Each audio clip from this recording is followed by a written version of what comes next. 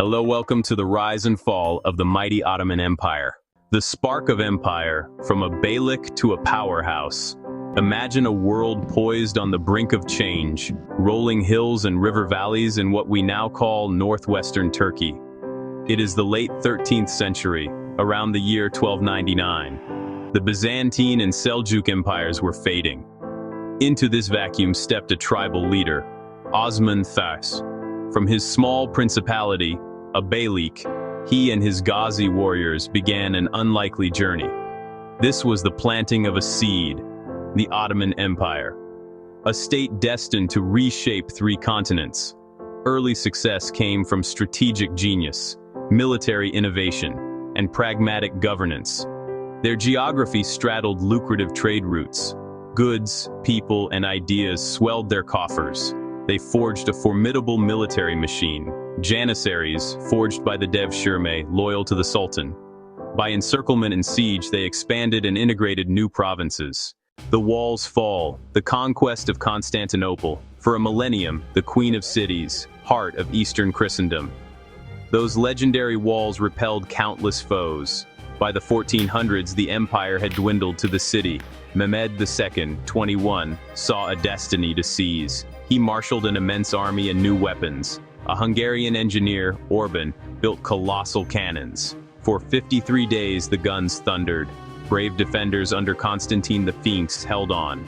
A final assault struck by land and by sea. Legend speaks of the Kirkaporta left ajar. The Ottoman standard rose. The tide turned. Shock to Christendom. Triumph in the Islamic world.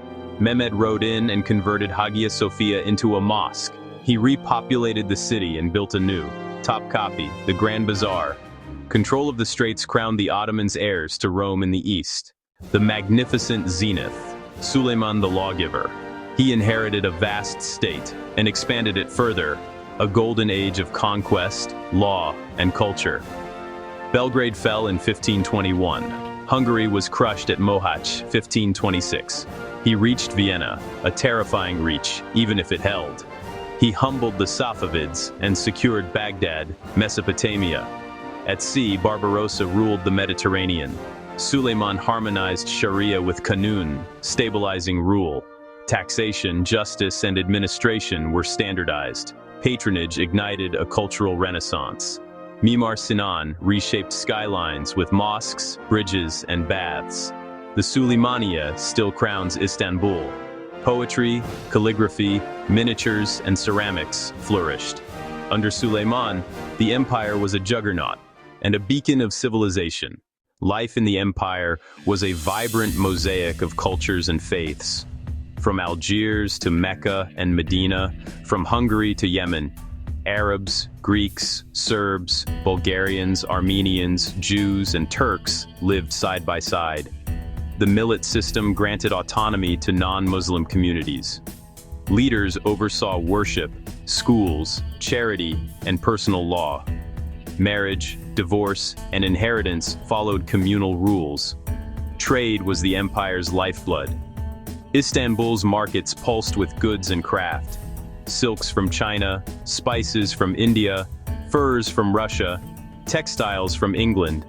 Caravanserais secured the great routes. Customs revenue fueled the army and bureaucracy. Cities like Cairo, Damascus, and Bursa thrived. Urban life mixed prayer calls, spice and coffee aromas, and hammams. Turkish, Persian, Byzantine, and Arab influences yielded tiles, cuisine, and haunting classical music.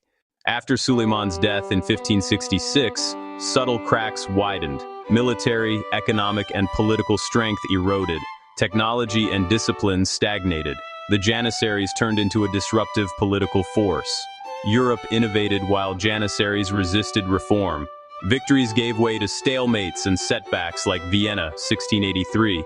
Sea routes bypassed overland trade the Ottomans taxed.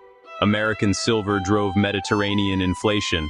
Currency devalued and budgets buckled. Heirs raised in confinement lacked statecraft. Factions and corruption weakened central authority. The Sultan's ability to govern effectively diminished. An Atlantic-centered world left the empire at the periphery. By the 1800s, decline was obvious. the sick man of Europe. Russia pressed the Balkans and Caucasus. Nationalism stirred after the French Revolution. Reformers launched the Tanzimat, 1839 to 1876. They centralized, modernized army and law, and built schools, telegraphs, and rails. The goal: resist external attack and internal fracture. Reforms met fierce resistance: religious, elite, and military. Greek, Serbian, Bulgarian, and later Arab movements rose. Europe vowed integrity, but stoked separatism. In 1914, CUP leaders took the empire into war. They joined Germany and Austria-Hungary. 4 brutal years on many fronts bled the state dry. Amid the war came immense suffering: the Armenian genocide. Defeat brought occupation and a carving up, formalized at Sèvres in 1920. The end did not come by one battle alone. As foreign powers advanced, a resistance rose. Led by Mustafa Kemal, they fought a bitter war of independence. In 1922, the Sultanate was abolished.